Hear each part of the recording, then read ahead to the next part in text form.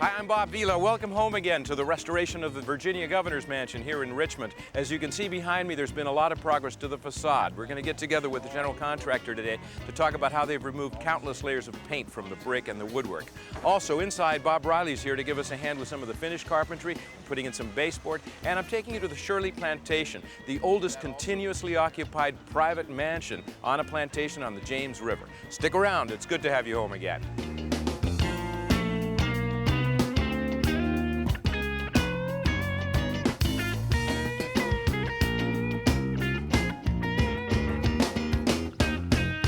Sears presents Bob Vila's Home Again. With us now is Sam Daniel, the general contractor on the job. And Sam, the exterior of the place is looking radically different from last week. What gives? I mean, I didn't think that removal of all the paint was part of the scope of work. Well, it wasn't in the beginning, but as we were testing different paint coatings to decide what we were going to put on the mansion, we found that the last coat of paint was not adhering to the coats of paint under it. So in order to make sure this coat of paint would last for a long time, we did some testing and decided that the entire cream-colored coat of paint had to be removed. So that all that was on there was originally oil-based paint. Yes. And then 10 years ago, when the mansion was kind of spruced up on the exterior, they put latex on. That's correct. Latex was used 10 years ago because of allowing the paint coating to breathe, yeah, and also to avoid chalking, which happens with the oil-based paint. Okay, but looking close at the brick up there, I can see a lot of paint still on the house. The intent was just to remove the cream-colored paint. The gray paint under it is oil-based, and that's not a problem. Some of it is coming off in the process, yeah, but it doesn't have to all come off. Right, because the house is not going to be left in original brick. It's No. going to be painted again to look that same. That's buff color. correct. There'll be a masonry sealer applied that will prepare the surface to receive new latex paint. Okay, what about the stone that's in the house? This has all been revealed now, the lintels and the band along the bottom there. What kind of stone is it? The band, the water table, is a Kaya stone, and that is native of the Washington area. It's a type of sandstone? Yes, it is. It's a sandstone type material. And the other stone are limestone, lintels, and sills. So this is all material that was quarried locally almost 2 centuries ago. That's right. And what about these decorative panels that are up there? Those decorative panels were put in 10 years ago. Mm-hmm. It's felt that they were at one time on the mansion, probably made out of wood, rotted, and then those openings were bricked. We removed the brick and these are cast stone panels, and we put those in about 10 years ago. Yeah. Well, let's take a closer look at the portico on the side of the mansion here, because this was in the scope of work for the project, to remove all the paint from the wood. Yeah, stripping this portico and the one on the other side were in the original scope, and the reason for that was just to reveal the detail in the wood and show the carvings and so forth. Well, these are all southern yellow pine, yes, sturdy wood, fluted columns in beautiful condition. Yes. And in some instances we can see where some repairs have been made. Yes, there are a number of Dutchmen. Right, and you've got one base on a column over here that's really very far gone. Very bad shape. We'll be replacing that. But the column itself is in good condition. Yes. And then well, here we can see what we were talking about a minute ago with the brick, that in some instances all of the paint comes off. Now tell me, what product was used to remove the paint? The paint remover was a commercial caustic material that was applied, let to stand for a while, and then scraped off. So essentially caustic soda, which exactly. is what is the base for a lot of the commercially available products. And then on the wood itself, clearly they've been using the heat gun. Yes, this was entirely a heat gun process. The coats of paint were so thick that it would have taken numerous applications of the caustic soda material. Right. And so the heat gun was used on this, and then the sanding. And clearly, you know, the secret with this is to keep it at a certain distance so that you don't burn it up. Sometimes when you get a little bit too close, you get scorch marks. Scorch it, exactly. And they're doing a very nice job of sanding down all this reeding work. The reeded pilaster never was obvious because of all the paint. That's right. It was about filled up. And in fact, our craftsman Ted is here working on that right now. This is all work that has to be done by hand. All the sanding. If you put a palm sander or anything else to some of this fine carving, you kind of dull it. You lose the crispness. That's right. Palm sander is only used on the flat surfaces. On the flat surfaces. Well, let's take a look at the new addition on all the right, side. a lot's happened over there also. Now, Sam, that's a lot of paint to take off. What did it cost? The total cost on that work was $47,000. That's made up of about $38,000 for the person doing the stripping, then the cost of the sealer, about $2,500, about an additional month's rent on the scaffold, so it all adds up. It was an expensive proposition. Yeah. Well, it is a big mansion. Yes, but it had to be done right. Yeah. Now this is brand new work. The addition, we were looking last week at some components, and now it's really starting to look finished. The layout is still a little bit confusing. I mean, what happens here on this lower level? This is an accessible entrance right here. There'll be no ramping. Natural grade takes care of it, and there'll be no steps. And a person would enter this door, and there is an accessible elevator on the right-hand side. Of course, the shaft goes all the way up. And on the left side is dry storage for the food service. Right. And up above is an accessible bathroom. On the top level is the first family's private kitchen. Okay. And the construction, again, is state-of-the-art, but it has to look like the rest of the mansion. It has to replicate the mansion, yes. So we've got a compatible brick. What's going on here, though? What we have here is a void that was left for installing electrical wiring in what will be a porch. There'll be a concrete poured slab that goes across here. That's why this void is here. Where the broken up block is? That's right. Those blocks will be removed, and they'll be formed here, and then we'll pour a slab. It will be supported out here with 2 columns, and there'll be a column here and one there, and that will cover the void, and the void is there for electrical to be brought in. So this becomes a service entrance and an accessible entrance. That's correct. It's a covered entrance for a wheelchair user. This is a good spot to look at the drainage system because we've got the trough completed, and you've got 2 pipes in there? Yeah, since you were here the last time, this work has been installed. We have 2 pipes. The larger one is tying together all the roof drains, and then that keeps the water from running in the areaway. The lower pipe is to act as a footing drain in the event any water seeps through the slab. And all of this is to keep any water from getting inside the mansion. Over the years, there's been a tremendous water problem. Yep. As we excavated inside, we found wet masonry and deteriorated bricks. So Right. this is to take care of that problem. So one last question, Sam. Are you on schedule? Yes, we are. We have been here we're in the 5th month, halfway through. There's 6 weeks left, and a lot of the exterior work will not be completed when the first family moves in, but the interior will. Yeah. Well, this is a great exterior feature because when this is completed, it totally balances out and gives the back facade complete bilateral symmetry. That's correct. In the 50s, there was an addition put on the other side. There was not one put here because that would have encroached on the roadway that used to pass behind the mansion. We've now relocated the road and built this addition such that we have symmetry on the 2 sides. Great. Nice job. Coming up next, we'll tour the Shirley Plantation, owned and occupied by the same family for 10 generations.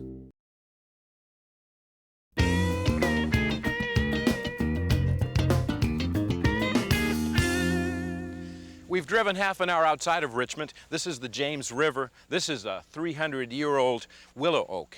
And we're at Shirley Plantation, one of the most special spots anywhere in Virginia. Shirley Plantation dates back to about 1613. And it's been in the same family, the Carter family, ever since then. The 10th generation is in residence today. They run it as a house museum, so you're apt to see a few people running around the grounds. But let's get together with Charles Carter and tour the place. Hi, Bob. Welcome to Shirley. Thank you. It's great to be here. Now, Charles, tell us first, before we go in, a little bit about the history of the place. Well, this is our current home.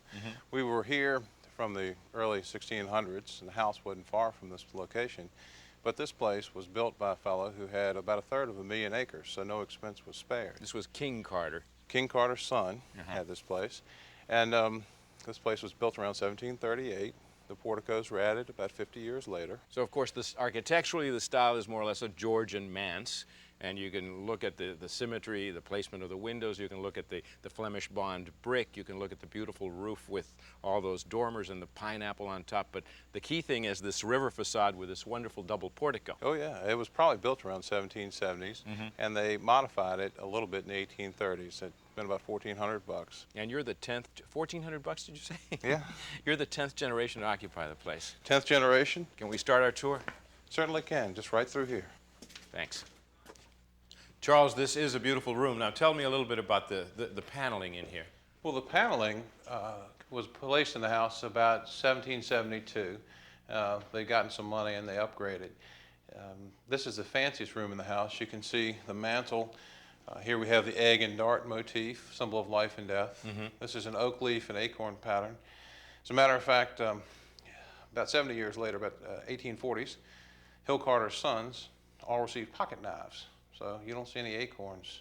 Oh, they cut out the pocket knives, the acorns with their pocket knives? They certainly did. Yeah. And I heard this story one time too many myself. So when I was about 11, I pulled out the remaining acorns except for this very last one. There's only one left. Only one left. And I'm sure they tanned, Hill Carter tanned his boys' hides, and my father was historically accurate. And whose portrait is over the mantel? This is Elizabeth Hill Carter. She's the land transferred through her. So that's the beginning of the line. That's the beginning of the line. Is any of the furniture dating back to her? Sure, this is original furniture. We have this Peter Scott chair made in Williamsburg about 1745, and that's the Carter family, that's the Talbot, the dog, in the Carter family coat of arms. I see. So this was made locally? Made locally, very rare, fairly exciting piece of furniture. Yeah, it's a beautiful chair. And then right off this parlor is the dining room. Yes. And lots of silver in there. Most of the silver dates to about 1770s, 1780s. Some very interesting pieces in here. One is a 1716 silver tray, Britannia standard. If you did not obey the silver standard as a silversmith, you could be hung. And they did do that to two silversmiths the year before this tray was made. Who diluted it a little bit more than they should have. Right. Yeah. The silver bowl was for a racehorse, Nestor, and Charles Carter had the racehorse, and it was even said that they gave him wine from the bowl when he won a race. Now, how did this survive the Civil War? Most of this was put down the well in the garden and survived the war underwater. Fabulous. Did fairly well. And now the most important room in a house like this from this period would have been the hall, right? Right. This was the main entrance. And the staircase is amazing. This is considered to be perhaps the most outstanding architectural feature of the house. Rises 3 floors with no visible means of support. It's a flying staircase. Right. It's Now, also called square rigged.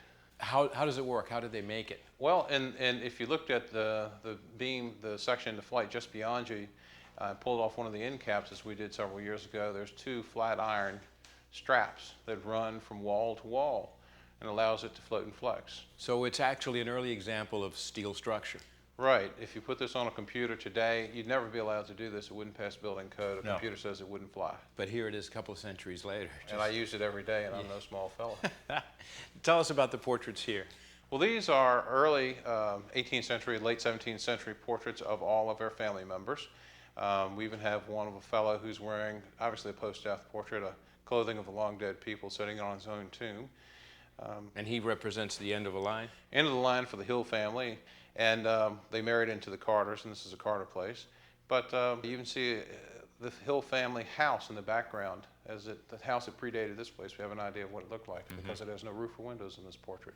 Were these tables original to the house? These tables are probably about 1787, I believe, and they were used the kitchen was separate from the main house, so you'd bring the food in and put the hot food down on these tables, and they're marble topped. That way you wouldn't scar up the wood. You wouldn't scar up the wood, exactly. Well, it's an extraordinary privilege to visit you here, and I know that the public is welcome year-round except on Christmas Day. Well, we have to be closed one day. Yeah. Thanks Good a to lot, meet you. Charles. Thank you. Can we go out this way? Certainly. Next, Bob Ryley and I take a look at the second floor baseboard improvements back at the Governor's Mansion.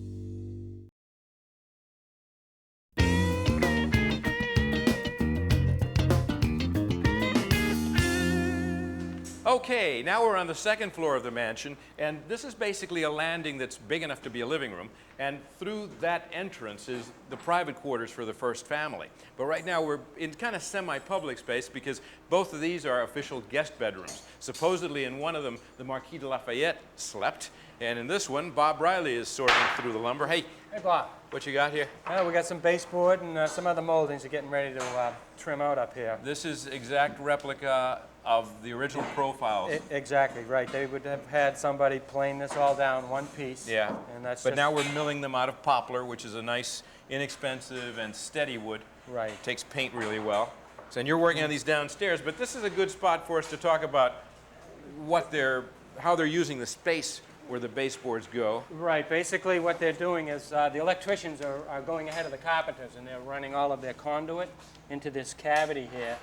it's been created by the masons. The masons have come in and done a little temporary demolition, if you would. Right. Removing enough brick material so that you've got a good 6 inches or so in there to run, All of this conduit.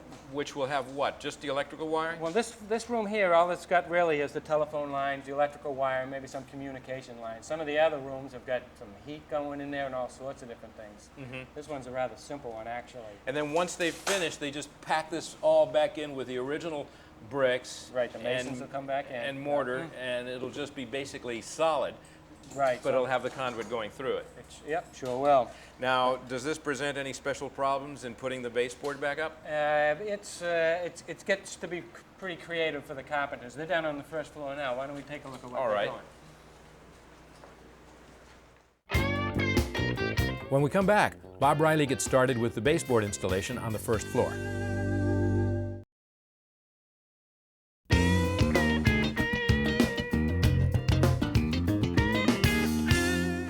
Trim carpentry foreman Bob Ryley is making a cut into the baseboard down here where you'll have an electrical box placed. And there's a lot of those to be done. And Bob, you're about to install one. Now, this is a different type of baseboard setup than what we have upstairs. Upstairs is just a single board. Right, well, this is the first floor, so it's not uncommon for it to be a different detail than on the second floor. Yeah, it's more complicated, fancier. And It's a There you go. two-piece as opposed to the one-piece, right? Right. And this one here is you just keyed the right side into the baseboard. Right. That's going to hold that fairly stable right there. And the space behind it is not plowed out like we saw upstairs, because here the feed comes directly from the basement. Exactly. It's Yeah. coming right up from the basement below us. Okay, now we've got a cap that we go on next, right on top of this. And this again is an exact replica of what was here. That's right. Now when you're shooting them into the wood like that, that's great, but what about the top? The top, we're going to get in over here by the these jack studs in here. There you go. On both ends. And right off to the side of that electrical box. Where you know you've got some backer. Right. And then this is the shoe plate. There we